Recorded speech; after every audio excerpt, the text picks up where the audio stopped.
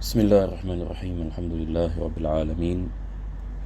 Wassalatu wassalamu ala asyrafil anbiya'i wal mursalin Sayyidina Muhammadin wa ala alihi wa sahbihi ajma'in. Alhamdulillah. Para hadirin dirahmati Allah Subhanahu wa taala.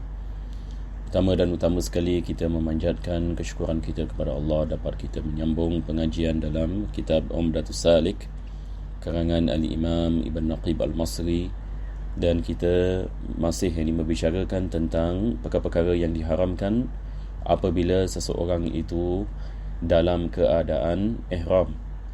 Jadi insya-Allah kita akan lihat daripada mana kita berhenti pada pengajian yang lepas. Pengajian yang lepas tadi kita berhenti yakni di sini, yang mana penulis membicarakan tentang diharamkan seseorang itu dalam keadaan ihram untuk memakai minyak wangi.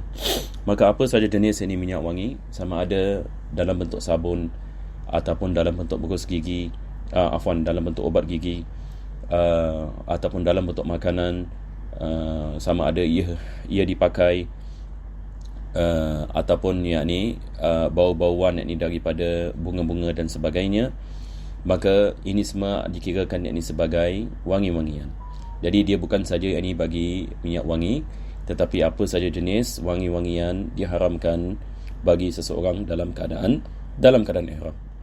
Jadi itu yang kita membicarakan pada kali yang lepas. Sekarang kita lihat yakni kepada perkara yang ketiga yang disebutkan di sini.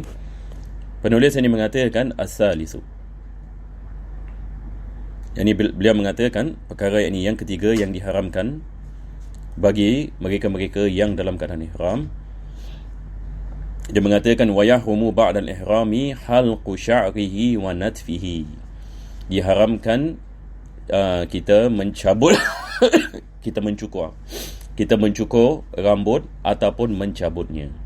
Jadi apabila seseorang itu sudah masuk dalam keadaan ihram, diharamkan baginya untuk dia mencabut ataupun memotong mana-mana rambut daripada badannya. Maka ini adalah perkara yang diharamkan dan akan dikenakan fidyah yakni ke atasnya kalau dia melakukan sedemikian. Walau ba'da sya'ratin, walaupun dia memotong sebahagian daripada rambut. Ini dia tidak memotong kesemua yakni rambut, tetapi dia memotong sebahagian daripada rambut. Taqsiran min ra'sihi aw ibtihi, sama ada dia memotong rambut daripada kepalanya ataupun ketiaknya, aw anatihi, ataupun rambut ini pada kemaluannya, aw syaribihi, berkenaan yang ini dengan misainya, rambut daripada misai, wasairi jasadihi, dan semua jenis yang ini rambut daripada badannya, maka ini diharamkan.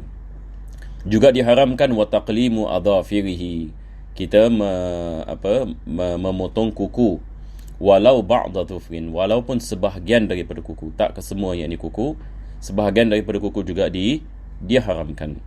فَإِذَا تَطَيَّبَ أَوْ لَبِسَ أَوْ حَلَقَ ثَلَاثَ شَعَرَاتٍ. Sekarang penulis ini akan membicarakan tentang fidyah. Apakah hukumannya kalau sekiranya seseorang itu dia memotong ataupun mengeluarkan sesuatu daripada badannya? Maka beliau mengatakan apabila seseorang itu memakai minyak wangi, فَإِذَا تَطَيَّبَ أَوْ لَبِسَ, ataupun dia memakai pakaian yang dijahit, أَوْ حَلَقَ ثَلَاثَ شَعَرَاتٍ, ataupun dia mencukur 3 yakni rambut. Ini minimum, ini kadar minimum 3 yakni rambut. Au qallama thalathata adfar, ataupun dia memotong 3 kuku. Au bashara fi ma dunal farji bi syahwatin, ataupun yakni dia melakukan yakni sesuatu dengan syahwat kepada isterinya, yakni misalan sama ada yakni melakukan yakni pelukan ataupun ciuman, ataupun yakni dia melakukan yakni perkara-perkara yakni yang mendatangkan syahwat selain yakni daripada jima', sebab jima' nanti akan disebutkan secara khusus. Jadi kalau dia melakukan perkara-perkara seperti ini, yakni apakah perkara tersebut? Pertama sekali tatayyab, dia memakai minyak wangi dengan sengaja. Begitu juga dia memakai pakaian yang dijahit, ataupun dia mencukur 3 rambut dan memotong 3 kuku, ataupun melakukan sesuatu menaikkan yakni syahwatnya dengan isterinya sebagai misal. Au dahana, ataupun dia memakai minyak dan dia meletakkan yakni minyak yang tersebut yakni kepada rambutnya dan janggutnya sebagai misal. maka dikenakan ke atasnya lazimahu syatun. Jadi diwajibkan, yakni dia membayar dam yang dikirakan sebagai satu ekor kambing. Jadi seseorang itu memakai minyak wangi dengan sengaja. Seseorang itu yakni dia memakai yakni pakaian yang dijahit, ataupun yakni dia mencukur yakni 3 rambut, atau memotong yakni 3 kuku, dan melakukan perkara-perkara yang kita sebutkan, maka di sini penulis ini mengatakan dia dikenakan yakni dam, iaitu dia membayar satu ekor kambing. Dan dia ada pilihan, wahwa mukhayyar. Dia ada pilihan, sebab ada orang yakni misalan dia tidak ada kambing ini sebagai misal. Jadi apakah yang dia perlu lakukan? Jadi sekarang ini dia diberikan beberapa pilihan. Sama ada pilihan yang pertama, dia mengatakan baina dhabhiha, iaitu dia membeli yakni seekor kambing dan dia menyembelihnya dan memberikan yakni daging yakni tersebut yakni kepada yakni orang yang miskin yakni di tanah haram. Wa baina an yut'ima salasata asa'. Dia juga yakni diberikan yakni pilihan untuk memberikan yakni makanan 3 sa'. Satu sa' ini sikit lebih kurang ini 2.4 ini kilo daripada makanan. Maka kalau 3 sa' ini kita kali 3. Yang ini diberikan ini kepada orang miskin, likulli miskin nisfu sa'. Dan bagi tiap-tiap ini orang miskin diberikan setengah yakni sa'. Ini setengah sa' ini sikit lebih kurang 1.2 ini kilogram. Ini setengah sa' ini kira kan 2 mud. Wa baina saumi salasati ayyam. Kalau dia pun diberikan pilihan, kalau dia tak nak sembelih yakni kambing, mengeluarkan kambing, ataupun memberikan ini makanan ini kepada orang miskin, maka dia boleh melakukan puasa 3 hari. Dia boleh melakukan ini puasa ini 3 hari, ini sebagai tebusannya. Fa in alima annahu in sarraha lihiyatahu. Selepas itu penulis ini meneruskan dengan mensyarahkan lagi tentang beberapa ini perkara yang disebutkan. Beliau mengatakan kalau sekiranya seseorang itu tahu kalau dia sikat janggutnya, maka ada rambut yang akan terkeluar. Kalau sekiranya sedemikian, maka diharamkan baginya menyikat janggutnya. Kenapa? Sebab dia mengatakan kalau saya sikat janggut saya pasti sebahagian daripada janggut yang ini akan terkeluar. Maka di sini kita mengatakan diharamkan bagi awak untuk melakukan sedemikian. Kalau sekiranya dia melakukan sedemikian, maka diwajibkan fidyah. Kalau sekiranya 3 helai yakni janggut yakni keluar, seperti mana kita mengatakan diwajibkan yakni kambing. Tapi kalau kalau sekiranya ini kurang yakni daripada sedemikian, maka diwajibkan yakni 1 mud yakni bagi rambut ni. Selepas itu penulis mengatakan falau khallala aw rasala wajhahu fara'a fi kaffihi sya'ran wa 'alima annahu huwa alladhi natafahu hina rasala wajhahu aw khallala lazimahu al-fidyah. Sekarang ini penulis ini memberikan satu gambaran, dan ini gambaran yakni yang penting, yang biasanya jemaah haji ataupun umrah biasanya mereka akan tanya tentang perkara ini. Apakah yang ini perkara yang ini tersebut? Orang mengatakan misalan saya sedang membasuh muka saya. Saya sedang membasuh muka saya ataupun saya sedang mandi. Selepas itu saya lihat ada rambut terkeluar daripada badan saya. Adakah diwajibkan yakni saya membayar fidyah? Maka di sini penulis ini mengatakan kalau sekiranya dia sengaja yakni melakukan sesuatu yang mana dengan perbuatannya keluar rambutnya, diwajibkan dia fidyah. Kalau sekiranya dia melakukan yakni perbuatan seperti dia massage yakni kepala ni, misalnya dia mandi, dia sengaja yakni melakukan yakni sesuatu yang mana dia mengetahui rambut ini dikeluar disebabkan dia melakukan ini. Dia melakukan yakni massage yakni bagi kepalanya, yakni ini kita panggil takhlil yang dalam bahasa Arab ya. Dalam bahasa Melayu mungkin kita kita panggil yakni seperti apa, kita menyelai, kita menyelai rambut. Satu orang ini dia sengaja yakni menyelai yakni rambutnya, dan kebetulan rambutnya terkeluar. Sekarang kita mengatakan ini disebabkan perbuatannya, maka dia bersalah, maka diwajibkan yakni dia melakukan fidyah. Tapi kalau dia tidak melakukan apa-apa, rambut terkeluar, ini dimaafkan. Jadi sekali lagi kita kena faham ini masalah ni, sebab ramai orang ini menanyakan perkara ini. Satu orang ini kalau sekiranya yakni dia mandi yakni misalan dia tidak melakukan apa-apa, dia hanya mungkin pegang saja rambutnya, dia tidak menyelai Selepas itu yakni dia lihat ada rambut yakni terjatuh. Jadi ini bukan daripada perbuatannya, maka ini dimaafkan. Ini akan disebutkan selepas ini. Beliau mengatakan wa in alima annahu kana qad intatafa bi nafsihi aw lam ya'lam hadha wala dhak fala syai'a alayh. Kalau sekiranya rambut itu keluar dengan sendirinya, sama juga satu orang tidur misalan. Satu orang ini dia tidur, apabila dia bangun daripada tidurnya, dia mendapati ada beberapa helai rambutnya terjatuh. Beberapa yang helai yang rambutnya terjatuh. Maka tidak ada fidyah ke atasnya. Apa sebabnya? Sebab ini bukan daripada perbuatannya. Rambut terkeluar dengan sendirinya. Kalau sekiranya ia terkeluar dengan sendirinya, tidak yang ini diwajibkan yang ini ke atasnya fidyah. Sebab rambut kita ini, dia biasanya akan gugur. Ada orang yang ini rambut dia gugur banyak. Ada orang yang ini gugur. Ada orang yang ini gugur yang ini sedikit. Jadi, bila kita ada rambut ini adalah perkara yang ini yang biasa. Kadang-kadang bila kita mandi, kadang-kadang bila kita tidur misalan, kadang-kadang bila kita baring, kita lihat yang ni ada rambut ini misalan dekat bantal, ada rambut ini dekat tempat bawah dan sebagainya. Kalau ia keluar dengan sendirinya, tidak diwajibkan fidyah. Tapi kalau disebabkan yang ni kita garuk misalan, ataupun disebabkan kita menilai misalan, maka diwajibkan kita mengeluarkan fidyah. Ini khulasah ini apa yang disebutkan yang ni oleh penulis. Wa in ihtaja ila halqi sya'ri limaradin aw harin aw kasrati qummal. Kalau sekiranya satu orang ada penyakit yang misalnya doktor mengatakan awak nak kena cukur awak punya rambut sebab ada penyakit, dia punya ada luka misalnya dekat kepala dia. Kalau tak cukur rambut, takut nanti ada kuman yang ni berjangkit yang ni kepada kulitnya. Jadi doktor mengatakan awak nak kena cukur sebahagian yang ni daripada rambut ataupun cukur ke semua rambut.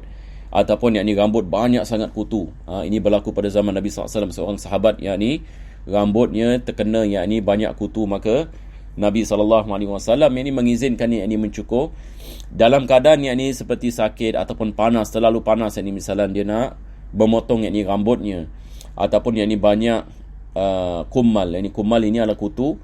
Maka dia melakukan sedemikian. Yang ni dia mencukur rambutnya, akan tetapi diwajibkan yang ni dia membayar dam, tapi dia tidak berdosa. Sebab di sini kita mengatakan ada sebab yang ini untuk dia melakukan sedemikian. Aw ihtaja ila lubsil makhit, ataupun yang ini penulis mengatakan dia memerlukan untuk memakai pakaian yang dijahit disebabkan kepanasan yang sangat ataupun kesejukan yang sangat, ataupun dia memerlu untuk menutup ini kepalanya sebagai misal, maka falahu dhalika, dia boleh melakukan sedemikian. Sebab ini semua ada hajat, sebab sakit, sebab panas, sebab dia mengatakan yang ini kalau tak ini dia boleh pingsan ini dan sebagainya. Jadi dia boleh melakukan sedemikian, akan tetapi hanya diwajibkan ke atasnya membayar fidyah. Jadi ini adalah perkara yang ketiga. Jadi perkara yang ketiga adalah yakni mengeluarkan yakni rambut, sama ada dengan mencukur ataupun dengan memotong dan sebagainya. Selepas itu penulis mengatakan warabi', yang keempat, yahrumu ba'dal ihrami al-jima'. Yang keempat adalah diharamkan melakukan persetubuhan. Persetubuhan yakni di dalam yakni faraj, wal mubasyaratu fi ma dunal farji bi syahwatin. Dan juga yakni diharamkan melakukan perbuatan-perbuatan selain yang ini daripada jima' dengan syahwat. Ini seperti mana kita mengatakan kaqublati wal mu'anaqati wal lamsi bisyahwa, seperti melakukan ciuman, pelukan, memegang yakni isterinya sebagai misal, menimbulkan yakni syahwat. Ini juga adalah perkara yang diharamkan. Di sini selepas itu penulis mengatakan fa in jama'a amdan, kalau dia melakukan persetubuhan dengan sengaja, fil umrati qabla farariha, di apabila dia sedang melakukan umrah sebelum dia tahallul daripada umrah, ataupun dia melakukan jima' fil haji, di dalam haji, qabla tahallulil awal, sebelum ini tahallul yang pertama, fasada nusukuhu, maka batal yakni amalannya, batal yakni hajinya ataupun umrahnya apabila dia melakukan persetubuhan apabila dia dalam keadaan ihram, sama ada dia ihram ini bagi umrah ataupun yakni dalam haji sebelum ini dia melakukan tahallul yakni yang pertama, maka diwajibkan ke atasnya beberapa perkara. Jadi ini adalah keadaan satu orang yang melakukan jima'. Satu orang ini dia melakukan jima' yakni dengan sengaja dan dia mengetahui, maka diwajibkan pertama sekali itmamuhu kama kana yutimmuhu law lam yufsidhu. Yakni diwajibkan dia menyempurnakan umrahnya ataupun hajinya. Yakni dia melakukan umrah dan haji seperti biasa. Satu orang ini misalnya di Arafah, dia melakukan jima' ini dengan isterinya, maka wajib dia meneruskan hajinya. Wajib ini dia wukuf di Arafah, pergi ke Muzdalifah, selepas itu yakni di Mina sampai yakni dia habis yakni hajinya. Akan tetapi di sini kita mengatakan diwajibkan ke atasnya qada sebab dia telah merosakkan hajinya dengan jima' tadi. Jadi qada ini diwajibkan alal fawr, yakni maksudnya wajib dia melakukan qada dengan segera. Kalau itu umrah, wajib ini dia melakukan qada dengan segera. Kalau haji, wajib ini dia melakukan qada pada tahun yang depan. Dia tidak boleh melambatkannya. Walaupun yakni haji tersebut bukan haji Islam ataupun umrah tersebut bukan haji Islam, dia adalah haji yang sunnah. Haji sunnah maksudnya haji yang kedua ataupun haji yang ketiga. Sama juga dengan umrah yang kedua ataupun umrah yang ketiga, maka diwajibkan yakni dia melakukan qada. Jadi tak kira sama ada dia adalah haji Islam ataupun yakni bukan. Yang ketiga, diwajibkan dia membayar kafarah. Jadi kafarah yakni bagi jima' adalah al-badanah. Al-badanah ini adalah unta. Fa illam yajid fa bakara, kalau dia tidak mendapati unta maka dia mengeluarkan lembu. Fa illam yajid fa sab'u syiyah, kalau dia tidak mendapati lembu maka dia mengeluarkan 7 kambing. Fa illam yajid qawwamal badanata darahim, kalau dia tidak dapat kesemuanya maka kita menanyakan berapa harga unta. Berapakah harga yakni unta? Kalau dikatakan misalan yakni harga unta, kalau zaman sekarang wallahu alam kita mengatakan misalan $1,000 Singapura sebagai misal satu unta. Jadi dia mengeluarkan yakni $1,000 dan dia membeli yakni makanan daripada duit tersebut dan dia memberikan sedekah kepada orang miskin dengan duit tersebut. Fa illam yajid, kalau dia tidak mendapati unta dan dia tidak ada kemampuan, tak ada duit, maka dia melakukan puasa. Jadi dia nak kena puasa bagi tiap-tiap makanan yang boleh dibelikan dengan harga tadi, setiap mud satu hari. Jadi kalau $1,000 misalan $1,000 kita mengatakan boleh beli berapa banyak mud yakni makanan beras ini ataupun gandum. Yang ni kalau $1,000 misalan berapa banyak beras yang ni kita boleh beli. Berapa banyak beras yang ni kita boleh beli. Kalau kita mengatakan misalan yang ni 20 kilo beras, 100 yang ni dolar misalan. 25 kilo beras yang ni $100. Kalau 1,000, jadi dia adalah 25 kilo kita kali 10. Jadi kita dapat 200 yang ni 50. Yang ni 200 yang ni 50. Maka kita memberikan yang ni kepada orang yang ni miskin. Dua daripada duit yang ni tadi. Ini kalau sekiranya dia mampu. Kalau dia tidak mampu maka dia puasa. Jadi 200 yang ni 50 kilo, ada berapa mud yang ni di dalamnya. Jadi mud yang ni sikit lebih kurang 675 gram. 675 gram. Kalau misalnya ni kita letak yang ni mud yang ni 1 kilogram, kalau 200 yang ni 50 kilogram, maka maksudnya diwajibkan dia puasa 250 hari. 250 hari kalau dia tidak ada kemampuan untuk membayarnya.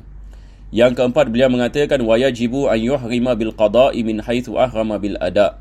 Jadi wajib dia melakukan ihram ini bagi haji qada di tempat yang sama dia ihram ini bagi haji yang dia melakukan sebelum ini. Kalau dia melakukan ini ihram yang ini misalan yakni daripada Madinah, maka bila dia melakukan qada dia melakukan ihram daripada Madinah. Kalau dia melakukan ihram ini misalan ini daripada Singapura misalan, maka dia melakukan yakni ihram ini daripada tempat ini yang sama. Fa in kana ahrama bihi min dunil miqat ahrama bil qada'i minal miqat. Maka kalau sekiranya dia melakukan yakni ihramnya sebelum yakni miqat, maka dibolehkan dia melakukan qada'nya, ihram ini bagi qada'nya daripada miqat, sebab ini adalah daripada tempat dia menuju untuk melakukan haji. Maka tidak ada masalah sama ada dia melakukan ihram ini sebelum miqat ini ataupun ataupun yakni pada yakni miqat. Maka ini adalah perkara yang diwajibkan ke atasnya bagi orang yang melakukan qada. Selepas itu penulis ini mengatakan wa yundabu an yufariqal mawtu'a, disunatkan yakni dia memisahkan dirinya daripada yakni al-mawtu'a, yakni isterinya, yakni orang yang dia melakukan persetubuhan ini seperti isterinya sebagai misal. Jadi bila dia melakukan qada, maka jangan dia tinggal satu bilik pula dengan isterinya sebab ditakuti nanti dia melakukan jima'.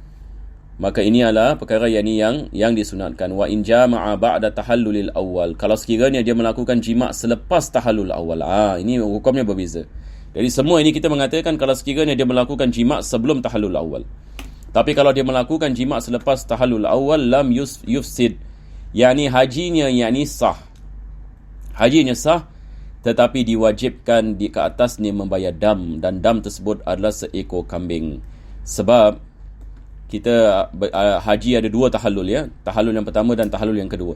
Tahallul yang pertama, apabila seorang itu melakukan tahallul yang pertama, segala-galanya dihalalkan ke atasnya kecuali apa-apa perkara yang bersangkut dengan wanita. Jadi apabila dia melakukan jima' ini selepas yang tahallul yang ini pertama, maka diwajibkan yang ini dia membayar dam atas yang ini perbuatan tersebut, tetapi hajinya sah. Wa in jama'a nasiyan fala syai'a alaih, kalau dia melakukan jima' dan dia mengatakan saya terlupa, ini dimaafkan. Kalau terlupa dimaafkan berdasarkan dengan hadis Nabi sallallahu alaihi wasallam, yakni dimaafkan bagi umatku, bagi mereka yang dipaksa ataupun yakni terlupa. Maka ini adalah yakni perkara yang dimaafkan oleh Allah Subhanahu wa taala. Dan akhir sekali sebelum kita berhenti, kita habiskan lagi sedikit. Penulis mengatakan wa yahrumu alaihi ay yatazawwaj, diharamkan mereka dalam ihram untuk melakukan pernikahan ataupun menikahkan orang lain, yakni menikahkan anaknya sebagai misal. Fa in fa'ala fal 'aqdu batil, tidak sah yakni pernikahan, yakni akad nikah, sama ada dia yang menikahi ataupun dia yang menikahkan. Dan makruh yang dibaginya untuk dia meminang dalam keadaan ihram, dan makruh yang dibaginya untuk menyaksikan, untuk menjadi saksi yang dibagi yakni pernikahan. Wallahu a'lam bissawab. Alhamdulillahirabbil alamin. Allahumma salli wa sallim ala sayyidina Muhammad wa ala ali sayyidina Muhammad. Rabbana atina fid dunya hasanah wa fil akhirati hasanah wa qina adzabannar. Sallallahu alaihi wa sallam Muhammadin wa ala alihi wasallam.